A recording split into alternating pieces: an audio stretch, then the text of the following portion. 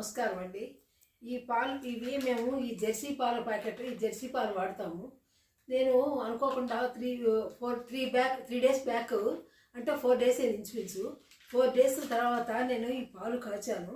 ఈ పాలు కాచాక పాలు సరిగా 4 డేస్ అయినాయి కదా, కనీసం పన్నీర్ అన్న తయారు చేద్దాం, 4 డేస్ పాలు ఎందుకు అని నేను నిమ్మకాయ పిండాను.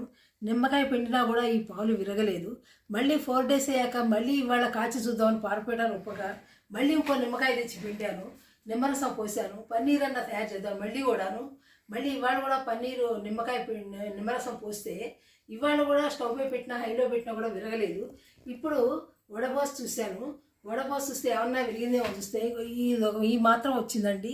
ఈ పాలు చూడండి మీరు ఒక్కసారి. ఈ పాలు ఇలాగే సేమ్ ఉన్నాయి.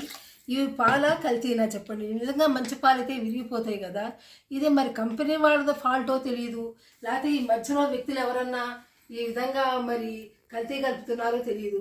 ఇది పిల్లలు కానీ పెద్దవాళ్ళు కానీ ఇటువంటి పాలు పిల్లలకి ఇచ్చినా పెద్దవాళ్ళు తాగినా ఇది ఎంత ప్రాణాపాయంగా ఉంటుందో మీరే ఆలోచించండి ఒక్కసారి. ఈ విధంగా తయారవుతుంది. మన ప్రభుత్వం కొంచెం ఆలోచించి దీని మీద కొంచెం జాగ్రత్తలు తీసుకుని కాస్త ప్రజలకి న్యాయం చేయాలని కోరుతున్నాను.